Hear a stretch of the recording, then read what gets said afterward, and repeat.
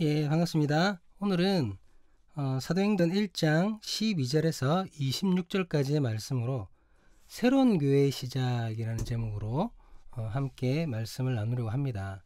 새로운 교회의 시작입니다. 오늘 본문인 그 사도행전 1장 12절에서 26절까지의 말씀은 그 예수님의 승천이 일어나고 바로 다음의 일들을 기록한 것입니다. 저는 개인적으로 이 부분을 교회의 새로운 시작이라고 봅니다. 예수님께서 공생애를 시작하시면서부터 그를 따르는 사람들이 생겨났습니다. 사람들은 예수님을 선지자로 생각하기도 하고 랍비라 생각하기도 하고 더러는 메시아라고 생각하기도 했습니다. 어쨌든 그들은 예수님의 말씀을 들으려는 사람들이었습니다. 시간이 지날수록 주님을 따르는 사람이 점점 늘어나게 되었습니다. 그러자 예수님은 12명의 제자를 따로 세우셔서 그들로 하여금 사람들을 관리하게 하셨습니다. 아직 믿음이 정리되지 않은 그 원시적인 모습이긴 하지만 교회가 형성된 것이라고 봐도 될 것 같습니다. 그런데 이 첫 교회는 실패하고 맙니다. 예수님께서 말씀하신 것들, 천국의 이야기, 중생의 이야기, 구원의 이야기를 첫 교회의 사람들은 제대로 이해하지 못했습니다. 주님의 말씀은 그들의 이전에 가지고 있었던 그 유대 사상과 많은 부분 상충하였습니다. 어떤 부분에서는 그 예수님의 말씀을 제자들이 유대 사상을 기초로 받아들이다 보니 여러 가지 오해가 생기기도 했습니다. 결정적으로 예수님께서 유대 지도자들에 의해 누명을 쓰고 죽임을 당하시는 그때 모든 제자들과 사람들이 예수님을 버리고 말았습니다. 예수님을 절대로 버리지 않을 것이고 주님과 함께 죽겠다고까지 고백했던 수제자로 불렸던 그 베드로조차도 철저하게 주님을 배신하고 도망갑니다. 예수님께서 행하신 3년간의 사역, 3년간의 동행, 3년간의 가르침이 모두 물거품, 허수고가 되는 듯한 모습입니다. 이렇게 첫 교회는 완전하게 실패하고 맙니다. 하지만 이야기가 그냥 이렇게 끝나지는 않습니다. 예수님께서 구약의 예언대로 그리고 당신께서 직접 말씀하신 약속대로 죽음을 물리치고 사망 권세를 이기고 무덤에서 다시 일어나신 것입니다. 죽은 자에서 산 자로 부활하셨습니다. 주님의 부활로 인해 실패로 끝나버렸던 교회가 다시 시작할 수 있게 된 것입니다. 오늘의 본문은 이 이야기를 하고 있습니다. 실패로 끝나버렸던 교회가 주님의 부활, 주님의 은혜로 새롭게 다시 시작하는 모습을 그리고 있는 것입니다.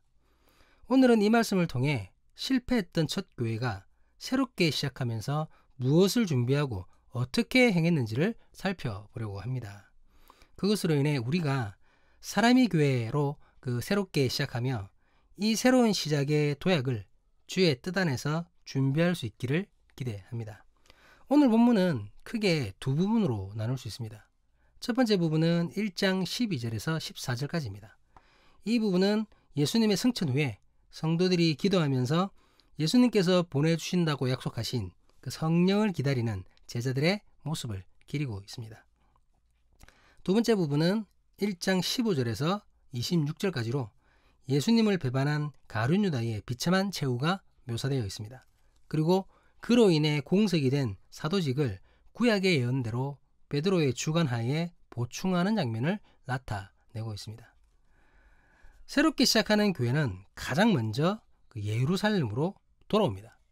본문 12절 말씀입니다.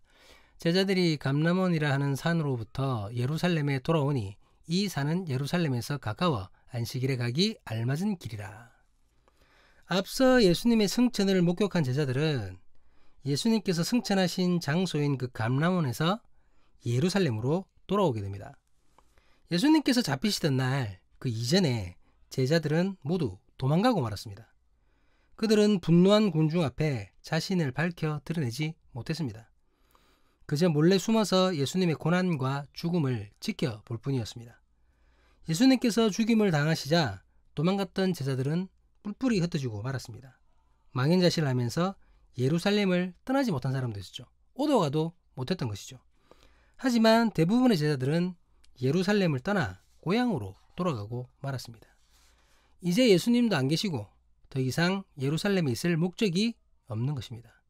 어쩌면 예수님처럼 체포되어 죽임을 당할지도 모른다는 두려움, 그 두려움으로 무서움이 그들로 하여금 떠나게 했을지도 모르겠습니다. 그런데 예수님의 부활을 목격하고 예수님의 승천을 목격한 제자들의 모습은 이전과 확연히 달라졌습니다. 새롭게 시작하는 교회의 사람들은 예루살렘을 떠나지 않았습니다.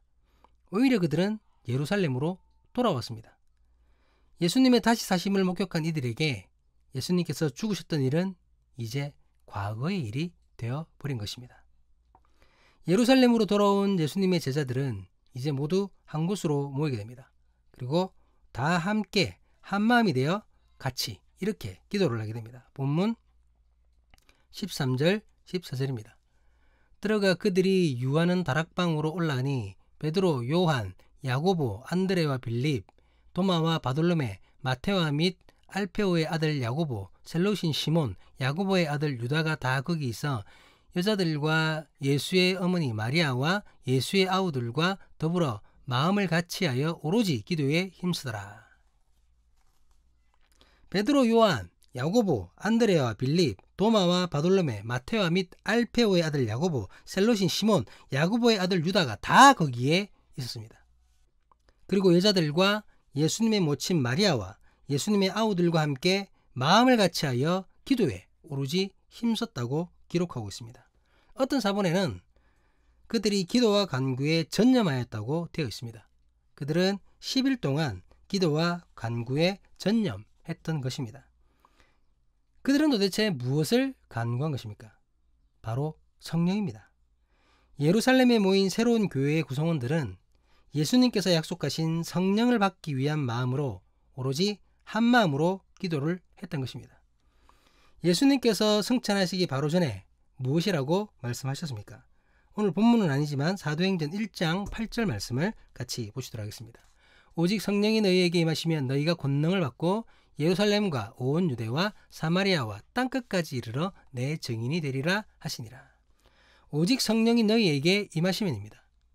오직 성령이 임하여야만 권능이 임하고 담대함으로 예루살렘을 떠나 세상을 향해 나아갈 수가 있다는 것입니다. 한 번의 실패를 맛보았던 제자들은 오직 성령이 임하여야지만 실패하지 않는다는 것을 주님의 말씀으로 알게 된 것입니다. 그렇기에 교회는 같은 마음으로 약속하신 성령을 간구했던 것입니다. 새롭게 시작하는 교회의 사람들은 옛 실패를 잊지 않고 기억하였습니다. 본문 16절 말씀입니다. 형제들아, 성령이 다윗의 입을 통하여 예수 잡는 자들의 길잡이가 된 유다를 가리켜 미리 말하신 성경이 응하였으니 마땅하도다. 베드로가 일어나 구약 말씀을 확인하고 가룟 유다의 실패를 재조명합니다. 유다의 실패는 성경에 예언되어 있었습니다. 그 예언이 이루어졌으며 그것이 바로 성경의 말씀대로 된 것이므로 마땅한 일이라는 것입니다. 본문에는 가룟 유다의 실패만이 언급되고 있습니다. 하지만 이것은 대표성을 뗀 것입니다. 실상 부활 전에 예수님을 따랐던 모든 사람들이 이 가룟 유다와 같이 실패한 자들입니다. 베드로는 이것을 성경적으로 철저히 재조명하는 것입니다. 내 머릿속에 남겨 기억하라는 것이죠. 머릿속에 확인을 시키라는 겁니다. 언제 어느 때라도 겸손하게 머리 숙이기 위해서, 하나님 앞에 엎드려지기 위해서 이렇게 아픈 과거를 되새기라는 거죠. 혹시나 우리에게 실패한 일이 있다면, 하나님 앞에서 바로 서지 못하고 무너진 일이 있다면 우리는 그것을 숨기려 해서는 안 됩니다. 오히려 말씀 앞에 내어놓고 그것을 다시금 살펴봐야 합니다. 그리고 그것을 거울 삼아 주 앞에 겸손히 엎드려야 합니다. 나의 연약함, 부족함을 인정하고 주님께 모든 것을 맡겨야 합니다. 내가 할 수 있는 것은 아무것도 없음을 인정해야 합니다. 마지막으로 새로운 교회는 새로운 일꾼을 세우게 됩니다. 본문 24절에서 26절까지 말씀입니다. 그들이 기도하여 이르되 무사람의 마음을 아시는 주여, 이 두 사람 중에 누가 주님께 택하신 바 되어 봉사와 및 사도의 직무를 대신할 자인지를 보이옵소서. 유다는 이 직무를 버리고 저곳으로 갔나이다 하고 제비 뽑아 마띠아를 얻으니 그가 열한 사도의 수에 들어가니라. 실패한 가룟 유다는 예수님께서 특별히 선택하신 12명의 제자 중 하나였습니다. 거기다가 그는 세리였던 마태가 있음에도 불구하고 회계를 맡았던 사람입니다. 제자들은 가룟 유다의 빈자리를 그냥 놔두지 않고 채우려고 했습니다. 먼저 사람들에게 칭찬받는 인물을 추천받게 됩니다. 그리고 구약의 관습대로 그들 중에서 한 사람을 제비로 뽑아 유다의 빈자리, 사도의 직무를 맡게 합니다. 그렇게 해서 선출된 사람이 바로 마띠아입니다. 현대 신학자들 중에는 이 당시 제자들이 마띠아를 사도로 선택한 것은 잘못된 것이라고 주장하기도 합니다. 그들은 바울이 12번째 사도가 될 때까지 기다렸어야 한다고 말합니다. 하지만 바울은 이방인을 위해 특별히 예비된 사도입니다. 그의 사역은 특수한 성격을 지니고 있다는 거죠. 그리고 성경 어디에도 바울이 반드시 12번째 사도여야 한다는 말은 없습니다. 오히려 오순절 성령이 임하시기 전, 새로운 교회가 완전히 형성되기 전 유다의 빈자리는 채워져야 했습니다. 왜냐하면 12명의 사도가 바로 교회의 터가 되기 때문입니다. 이스라엘 민족에게 10이라는 숫자는 일반 숫자와는 의미가 전혀 다릅니다. 이스라엘의 민족은 야곱의 12명의 아들로 시작하여서 12지파를 형성하였습니다.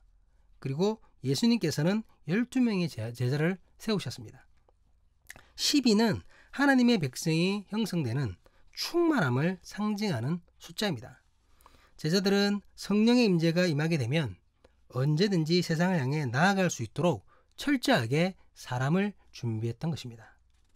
하나님께서 어느 날 갑자기 사람이 교회를 향해 어떠한 사명을 맡기실 수도 있습니다. 아니, 저는 그렇게 되었으면 좋겠습니다. 우리가 생각지도 못했던 일을 우리에게 맡겨주시고 기회를 주셨으면 좋겠습니다. 그런데 그렇게 되기 위해서 우리는 준비를 해야 됩니다. 기도가 필요하고 재정도 필요합니다. 하지만 무엇보다 사람이 필요합니다. 하나님께서 맡기신 일을, 그 일을 감당할 사람이 있어야 한다는 것입니다. 가룟 유다 말고도 11명의 사도가 있었습니다. 뿐만 아니라 사도는 아니지만 예수님의 육체적 형제들이 있었고 주님의 부활을 목격한 수많은 사람들이 있었습니다. 하지만 그럼에도 불구하고 사도를 다시 세운 것입니다. 왜? 그 직분에 맞는 역할이 있기 때문입니다. 목회자는 목회자로서 해야 할 일, 할 수 있는 일이 있습니다. 이것은 사모도 마찬가지입니다. 일반 성도 역시 그가 맡아야 할 역할이 있습니다. 모든 성도는 각자의 위치에서 헌신하고 하나님 앞에서 맡은 바 본분을 다해야 하는 것입니다. 하나님을 따르는 세상의 모든 교회의 성도들이 자신의 위치에서 맡은 일에 충성을 다할 수 있기를 주님께 간절히 기도합니다. 그로 인해 주께서 각각의 교회에 어떠한 일을 맡기실 때 긴장하고 당하지 않기를 기도합니다. 기쁨으로 담대히 그 일을 감당할 수 있기를 주님의 이름으로 간절히 기도합니다. 말씀을 마무리하겠습니다. 우리는 사도행전 1장 12절에서 26절까지의 말씀을 통해 몇 가지 교훈을 얻을 수 있습니다. 먼저는 우리는 예루살렘으로 돌아와야 합니다. 주님의 역사가 이루어진 곳, 부활하신 주님을 만난 그곳으로 돌아와야 합니다. 그리고 우리는 성령의 능력을 받기 위해 힘써 기도해야 합니다. 성령이 임해야만 권능을 받을 수 있습니다. 그래야 우리에게 세상으로 나아갈 자격이 주어지는 겁니다. 그리고 우리는 가룟 유다의 마지막을 기억해야 됩니다. 그의 실패를 기억하고 그것이 교회의 실패였음을 인정해야 합니다. 그리고 곧 나의 실패가 될 수도 있다는 것을 잊지 말아야 합니다. 그렇게 겸손하게 주님 앞에 엎드려야 한다는 것이죠. 마지막으로 사람을 준비해야 됩니다. 가장 중요한 것이 사람입니다. 건물도 아니고 재물도 아닙니다. 주님은 사람을 위해 이 땅에 오셨습니다. 주님은 사람을 부르셨고 그 사람이 곧 교회가 되었습니다. 2021년 7월 사람이 교회라는 이름으로 새롭게 시작하게 되었습니다. 이전에 우리 모습을 무조건 실패했다고 단정 지을 수는 없습니다. 하지만 우리가 사람이 교회가 된 것으로 이제 새롭게 시작한다는 것은 너무나도 확실한 사실입니다. 지난 우리 모습의 평가가 어떠하든지 이제는 사람이 교회로 새롭게 출발선에 서게 되었습니다. 주님께서 다시 한번 새롭게 시작할 수 있는 기회를 저에게, 우리에게 주신 것입니다. 사람이 교회라는 이름으로 새롭게 도약할 수 있기를 주님의 이름으로 간절히 기도합니다. 사람이 교회임을 기억하고 주님 보시기에 착하고 아름다운 교회를 세우는 것에 우리의 삶을 드릴 수 있기를 주님의 이름으로 간절히 기도합니다. 주께서 찾으시는 영과 진리로 예배하는 사람들이 모인 곳, 그곳이 바로 사람이 교회이기를 주님의 이름으로 간절히 간구합니다. 기도하시겠습니다.